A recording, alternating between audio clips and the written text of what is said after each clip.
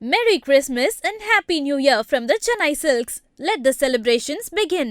Malli, malli, malli, malli, malli.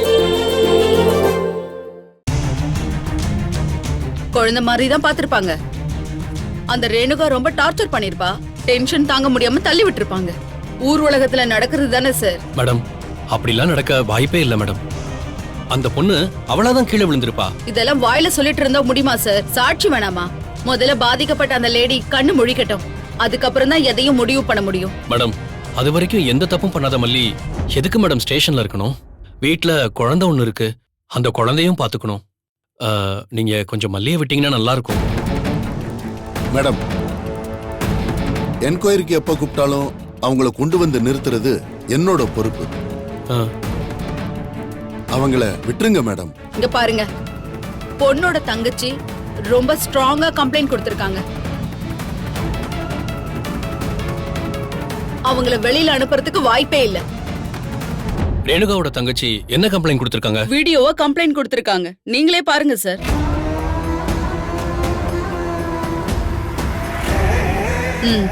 Inspector வணக்கம். என் பேரு நிஷா. நான் தலையில அடிபட்டு ஹாஸ்பிட்டல் அட்மிட் ஆகி உயிருக்கு போராடிட்டு இருக்க ரேணுகாவோட சிஸ்டர். என் அக்கா ரொம்ப நல்லவ மேடம். இந்த மல்லிக்கு என் அக்காவை பிடிக்கவே பிடிக்காது. அவ என் அக்காவை வீட்டை விட்டு அனுப்புறதுக்காக பல தொந்தரவு பண்ணிருக்கா. அதெல்லாம் நான் நிச்சயம் கோர்ட்ல சொல்லுவேன். இப்ப என் அக்காவை மாடிப்படியில இருந்து கீழே தள்ளி விட்டு கொலை பண்ண முயற்சி பண்ணது அந்த மல்லி தான். அவ வெளியே இருக்கிறது இன்னும் என் அக்கா உயிருக்கு ஆபத்தை உண்டாக்கும். அதனால அவளை உடனே அரெஸ்ட் பண்ணணும். இதுதான் என்னோட கம்ப்ளைண்ட். பாத்தீங்களா கம்ப்ளைண்ட? இருக்கட்டும் மேடம், அவங்க என்ன வேணாலும் கம்ப்ளைண்ட் கொடுக்கட்டும். ஆனா என் கிளைண்ட் மல்லி பொறுப்பான குடும்ப தலைவி. அவங்க ரெகுலர் அக்யூஸ்ட் கிடையாது. இந்த கேஸ் விசாரணைக்காக அவங்க எப்ப வேணாலும் வர தயாரா இருக்காங்க. அவங்கள ஏன் நீங்க அரெஸ்ட் பண்ணி வச்சிருக்கணும்? இங்க பாருங்க சார், நீங்க இந்த கேஸோட தன்மை புரியாம பேசிட்டு இருக்கீங்க. இது அட்டெம்ப்ட் மர்டர் கேஸ் சார். அது மட்டும் இல்லாம ராஜி ரஞ்சிதான 2 பேரு ரேணுகாவை மல்லி தள்ளி விட்டதா நேர்ல பார்த்த சாட்சியா வீடியோ வாக்குமூலம் கொடுத்திருக்காங்க. மேடம், அவங்க 2 பேரும் பொய் சொல்றாங்க மேடம். அதுல ரஞ்சிதா ஏன் பொண்ணு, மல்லி அவங்களுக்கு பிடிக்கவே பிடிக்காது. எப்படியாவது அவளை பழி தீக்கணுங்கிறதுக்காக இந்த மாதிரி பண்ணிட்டு இருக்காங்க மேடம். அவங்க பொய் சொல்றாங்கன்னு உங்ககிட்ட ப்ரூஃப் இருக்கா? இல்ல, அப்ப எதுவும் பண்ண முடியாது. பாதிக்கப்பட்ட ரேணுகாவே வந்து மல்லி என்ன கீழே தள்ளி விடலன்னு சொன்னாதான் நாங்க விட முடியும். இல்லனா அவங்க பண்ணலன்றதுக்கு ஸ்ட்ராங்கான ப்ரூஃப் வேணும். அது இருந்தாதான் விட முடியும். நாங்க என்னதான் மேடம் செய்யறது? ஒரு நாள் வெயிட் பண்ணுங்க. அந்த பொண்ணு கண்ணு முழிக்கட்டும், அதுக்கப்புறம் அவ என்ன சொல்றான்னு பார்த்துட்டு முடிவு பண்ணலாம். மேடம், மல்லிகிட்ட ஒரு 2 வார்த்தை பேசிக்கலாமா? சீக்கிரம் பேசிட்டு இடத்த காலி பண்ணுங்க, ஏசி வர நேரம். மேடம், சரி மேடம்.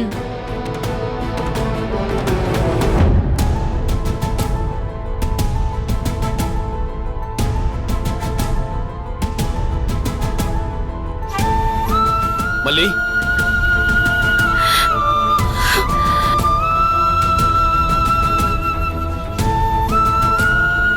மல்லி ஒன்னதாம்மா, வா.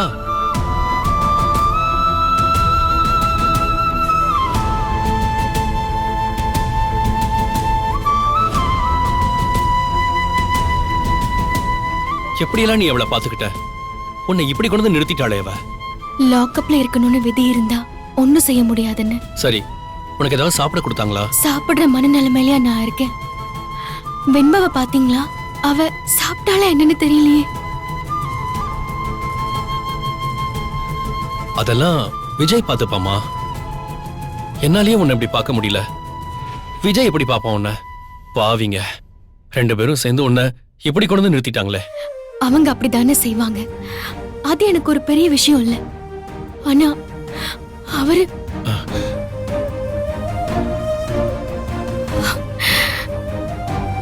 மல்லி, என்ன சொல்ற நீ? விஜய் என்ன சொன்ன உன்ன? அவன் ஏதாவது தப்பா சொன்னா உன்ன? சொல்லுமா.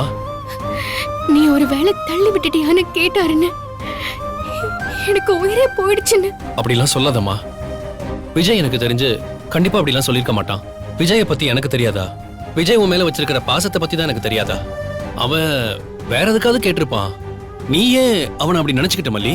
என்ன இருந்தாலும் என்ன அவர் அப்படி கேட்டிருக்க கூடாதுன்னு. இங்க பாரு மல்லி, கண்டிப்பா எனக்கு தெரிஞ்சு தப்பான நோக்கத்தோட விஜய் உன்னை அப்படி கேட்டிருக்க மாட்டான். இப்ப கூட அவனை இங்க வரவிடாம அவனை தடுத்து வச்சுட்டாங்க. அங்க போனா என் அக்காவையும் வெண்பாவையும் மறந்துருன்னு அந்த நிஷா மிரட்டுறா. அப்ப கூட விஜய் வேகமா எனக்கு ஃபோன் பண்ணி என்ன உடனே லாயரோட அனுப்பிச்சு வச்சாமா. அவனுக்கு உன் மேல இருக்கிற பிரியத்தை தயவு செஞ்சு சந்தேகப்படாத. அவன் கேட்டுட்டானேன்னு நினைச்சு உன் மனசுல வச்சு புழுங்கிட்டு இருக்காதம்மா. அவன் இங்க வருவான். அப்போ நீ இதை நேரா கேளு, மனசு விட்டு பேசு. எல்லாமே கண்டிப்பா சரியா போயிடும். இப்போதைக்கு நீ தைரியமா இருமா. ரேணுகா கண்ணு முழிச்சதுக்கு அப்புறம் தான் உன்னை வெளியே அனுப்ப முடியும்னு சொல்லிட்டாங்க. அவ சீக்கிரம் கண்ணு முழிக்கணும்னு வேண்டிக்கிறத தவிர எனக்கு வேற வழியே தெரியல. நான் வரேம்மா, பாத்துக்கோமா, பத்திரம். சார் போலாம். மேடம்.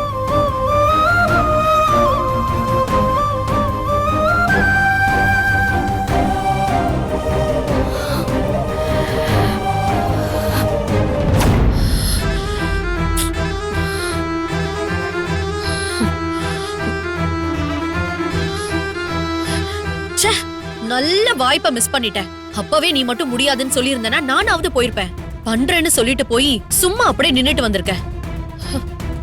அப்பவே அவ கதை முடிஞ்சிருந்ததுன்னு வச்சுக்கோயேன். வீட்ல இருந்து வரும்போதே உயிர் இல்லாம தான் வந்தான்னு டாக்டர் சொல்லி இருந்திருப்பாரு. மல்லி தான் கொலை பண்ணான்னு முடிவும் ஆயிருக்கும். இந்நேரம் மல்லி தான் கொலைகாரின்னு நம்ம எல்லாருமே சேர்ந்து அப்படியே முத்திர கூட குத்திருக்கலாம். இப்ப பாத்தியா எவ்ளோ திமிரா, நான் எந்த தப்பும் பண்ணலன்னு அவ பாட்டுக்கு வந்து நிக்கிறா. எல்லாம் உன்னாலதான் வந்தது. நான் தான் பயமா இருக்குன்னு சொன்னேன்ல. பயப்படுறவ பணக்கார வாழ்க்கைக்கு ஆசைப்படக்கூடாது. வசதியான வாழ்க்கையும் வேணும், ஆனா கையும் கரப்படக்கூடாதுன்னா அதுக்கெல்லாம் வாய்ப்பே கிடையாது. இனிமே என்ன பண்ண முடியும்னு தெரியல. விஜய், நிஷா எல்லாரும் வந்துட்டாங்க. அந்த நிஷா வேற கழுகு மாதிரி அக்காவே காவல் காத்துட்டு இருக்கா. என்னத்த சொல்ல நானு.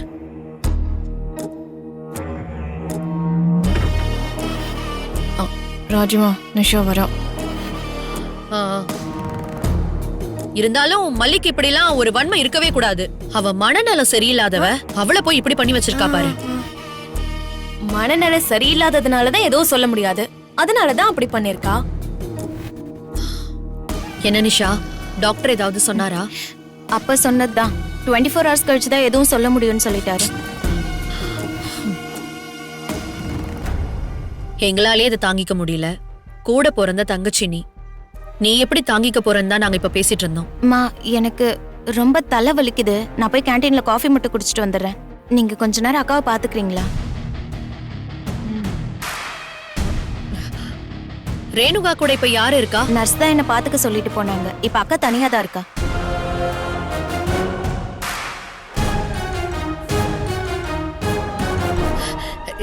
நான் பாத்துக்கிறேன் நிஷா. நீங்க போய் காஃபி குடிச்சிட்டு வாங்க. இந்த மாதிரி உதவியா இருக்கிறதுக்கு தானே சொந்த பந்தம் எல்லாம். நான் பாத்துக்கிறேன், நீங்க போயிட்டு வாங்க. ரஞ்சி, கூட்டிட்டு போயிட்டு வா. வா போலாம்.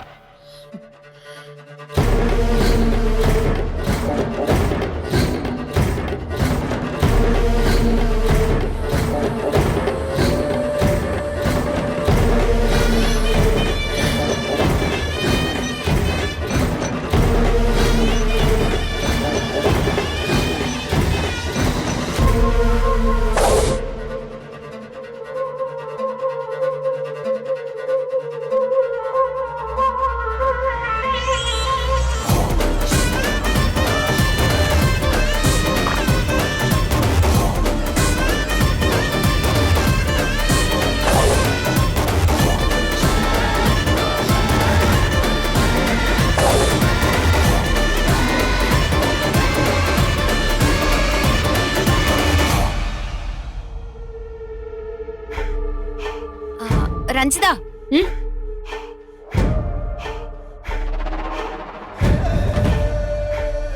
மல்லி இந்த முடிவுக்கு போவான்னு நான் நினைக்கவே இல்லை. அவளுக்கு கொஞ்சம் பொறாம இருக்கு. அக்கா திரும்ப வந்ததுல அவ கண்டிப்பா டிஸ்டர்ப் ஆயிருக்கான்னு எனக்கு தெரியும். ஆனா கொலை பண்ண நினைப்பான்னு நான் நினைக்கவே இல்லை. ஆனா நாங்க அப்படி நினைக்கல நிஷா.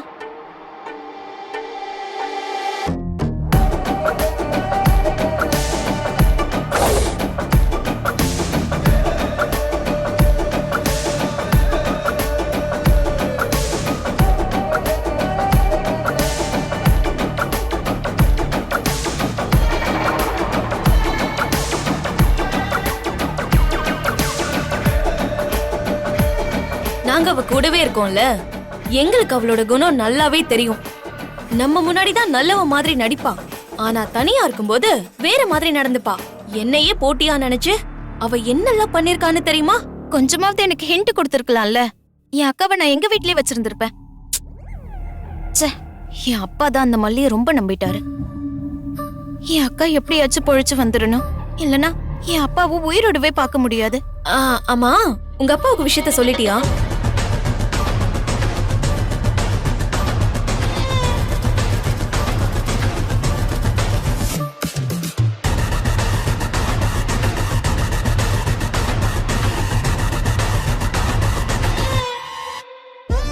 என்னாச்சு நிஷா? ஒரு நிமிஷம் இரு, நான் வந்துடுறேன். ஏய் நிஷா, நிஷா என்ன விஷயம் கேக்குறல்ல?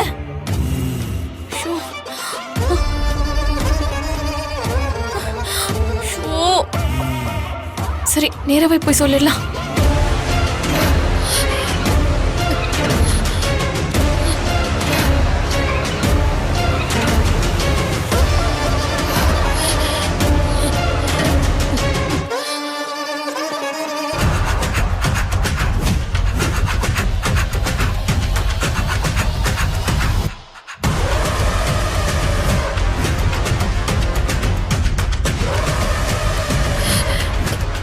சாப்பிடி.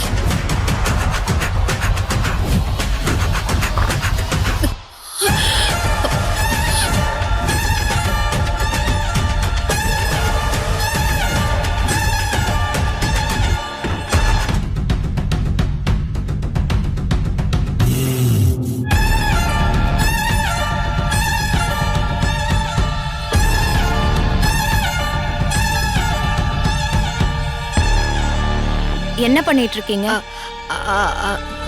அது என்னன்னா, நான் உள்ள வந்து பாக்குறேன், அப்போ தலகாணி விலகி தலை ஒரு பக்கமா சரிஞ்சு படுத்திருந்தா, அதான் தலகாணிய சரியா வச்சிட்டு இருந்தேன்.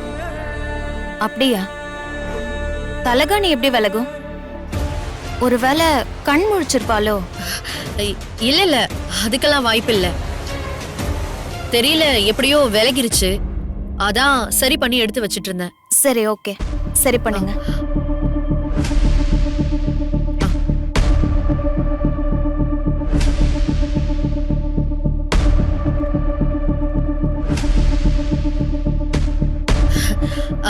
அதுக்குள்ளேயா காஃபி குடிச்சிட்டு வந்துட்டீங்க? இல்லம்மா, என் போன் இங்க வச்சுட்டு போயிட்டேன், அதை எடுக்க வந்தேன். ஓ சரி, பத்திரமா பாத்துக்கோங்க, போயிட்டு வரேன். சரி.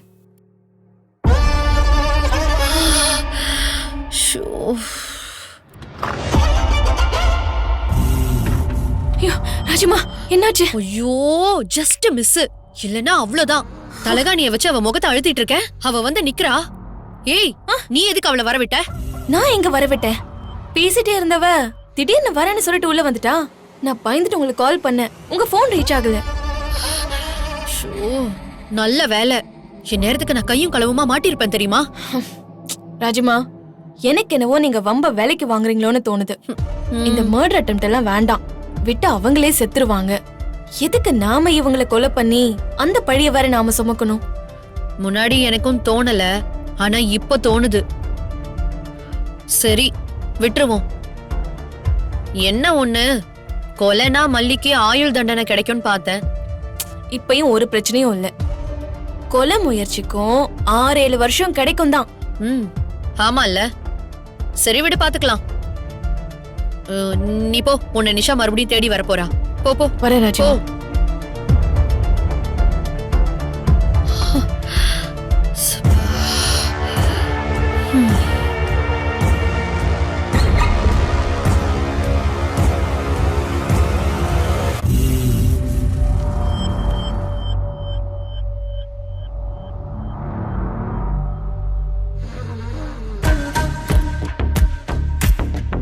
Mr. Kamalakannan, I am Raghu. Sir, பயப்படாதீங்க கண்ணன். என்கிட்ட துப்பாக்கியோ கத்தியோ எதுவுமே இல்ல. I am clean. வேணும்னா நீங்க செக் பண்ணிக்கலாம். பரவாயில்ல சார். நான் ஒரு பேட் கை தான், ஆனா கொஞ்சம் டீசென்டான பேட் கை. அன்வான்டா யாரையும் காயப்படுத்த மாட்டேன். சார், என் ஒய்ஃப் பிள்ளைங்கெல்லாம் பத்திரமா இருக்காங்களா? அவங்க எல்லாம் பாவம் சார். என் ஒய்ஃப் ஒரு புள்ள பூச்சி சார். என் பையன் கொஞ்சம் வாலு, என் பொண்ணு கொஞ்சம் துணுக்கா பேசுவா. அதை தவிர யாருக்கிட்டயும் எந்த தவறும் இல்ல சார். அவங்கள எதுவும் பண்ணிடாதீங்க சார். மிஸ்டர் கண்ணன், நீங்களோ இல்ல உங்க குடும்பமோ எங்களுக்கு எதிரிங்க இல்ல. உங்க யாரையுமே எதுவுமே பண்ண மாட்டோம். அன்டில் நான் சொல்றது எல்லாத்தையும் நீங்க பண்ற வரைக்கும். ஏதாவது மறந்து மாறி நடந்தா நாங்களும் வேற மாதிரி நடக்க வேண்டியிருக்கும். இப்பவே நான் ப்ராமிஸ் பண்றேன் சார். நீங்க சொன்ன எல்லா வேலையும் செய்றேன். தயவு செஞ்சு உங்க ஆட்களை மட்டும் என் வீட்ல இருந்து போக சொல்லுங்க சார். நோ மிஸ்டர் கண்ணன், நீங்க எனக்கு இங்க நிறைய வேலை செய்ய வேண்டியது இருக்கு. அதெல்லாம் முடியிற வரைக்கும் என் ஆட்களை போக சொல்ல முடியாது. சொல்லுங்க சார், இப்ப நான் என்ன பண்ணணும்? முத வேலையா எனக்கு ஒரு டாக்டர் கோட்டும் அதோட செட்டும் கொடுங்க. ஒரு நிமிஷம் சார்.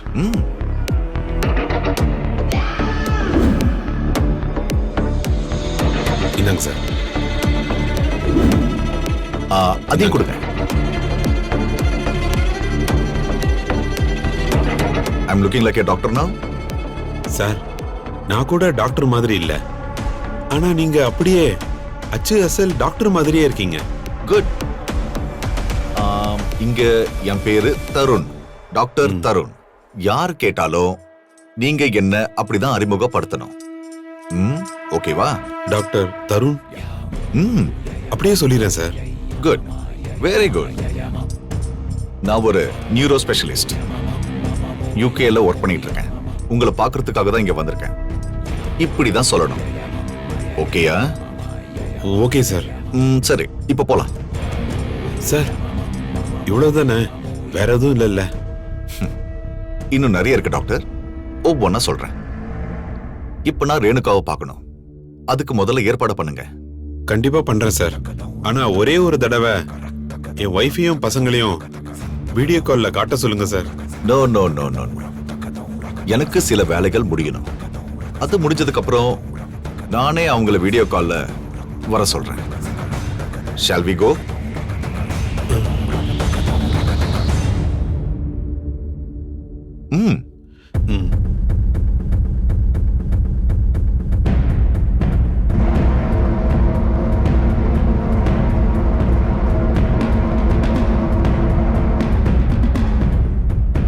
ரேணுகா ரூம்ல இப்ப யார் இருக்கா? ரூம்ல யாருமே இருக்க மாட்டாங்க சார். வெளியில தான் இருப்பாங்க. நான் ரேணுகா கிட்ட பேசிட்டு இருக்கும் போதே உள்ள சடனா யாராவது வந்துருவாங்களா? ஐசியூக்குள்ள அப்படி யாரும் வந்துட மாட்டாங்க. அப்படியே யாராவது வந்தாலும் நான் உங்களை டாக்டர் தானே சொல்ல போறேன். யாருக்கும் எந்த கேள்வியும் இருக்காது. ஓ ஆமால.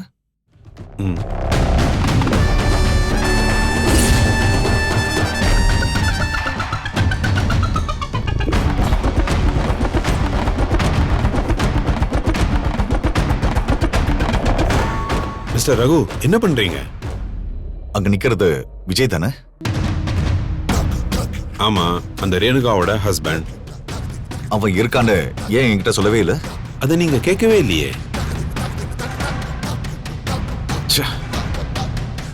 சரியா வாசல்ல நிக்கிறானே, எப்படி உள்ள போறது? இந்த பாருங்க, இந்த ஹாஸ்பிட்டல்ல எனக்குன்னு ஒரு அந்தஸ்து இருக்கு.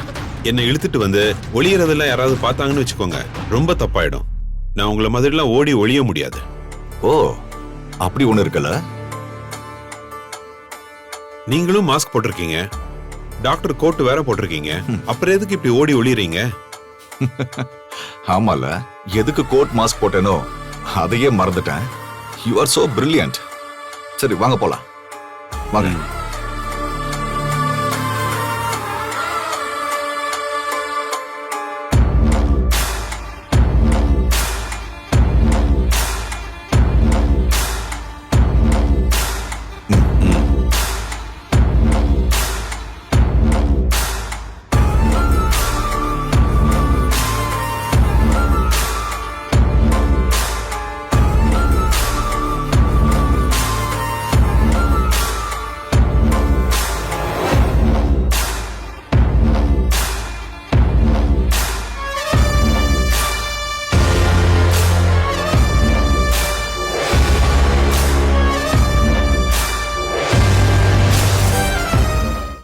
Christmas and Happy New Year from the Chennai Silks. Let the celebrations begin. Merry Christmas and Happy New Year from the Chennai Silks. Let the celebrations begin.